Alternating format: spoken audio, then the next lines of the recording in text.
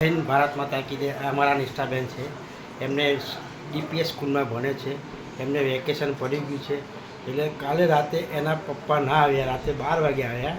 તો રાતે 12 વાગ્યા સુધી અમારા નિષ્ઠાબેન જાગ્યા. એના પપ્પાને બહુ જ એટલે બહુ જ પ્રેમ કરે છે. અમારા નિષ્ઠાબેન છે, એની મમ્મીને તો 4 ગણો પ્રેમ કરે છે. હવે અત્યારે ઉઠ્યા છે અને નાસ્તો કરી રહ્યા છે. અત્યારે કોફી પી રહ્યા છે અને એમના મમ્મી જોઈ રહ્યા છો પાણીની બોટલો ભરી રહ્યા છે. ક્યાં ગયા? હા,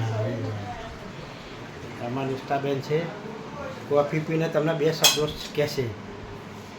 નિષ્ઠાબેન, તમે શું કહેવા માગો છો? હા, અરે વાહ, વેરી ગુડ.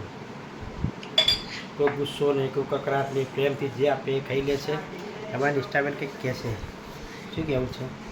ડેડી માથી બહુ વાર કરે છે ને ડેડી માર માટે બહુ બધી વસ્તુ લાવે છે. મેં માંગવું નહીં મળતું.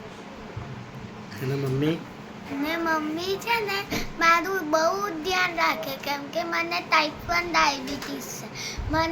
હું ખાઈ લઉં, મને ચક્કર આવે તો મમ્મી શુગર ચેક કરીને ગ્લુકોઝ બનાવીને પીવડાવે, પછી થોડીક વાર રહીને કશું ખવડાવે. એટલે મારું નિષ્ઠાબેન બહુ ધ્યાન રાખે ને. એમના માતાજી છે ધારાબેન પ્રજાપતિ. કિસી કર, અરે વાહ, કિસી કર.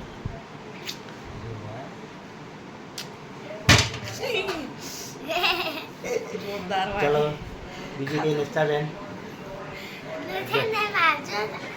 આજે મારા દાદા છે, એ છે ને મને સ્કૂલમાં લેવા મૂકવા આવે. બીજું ભારત માતા કી જય, જય હિન્દ. ના, બીજું મારો ભાઈ છે ને, કાનમાં કહેવા દો.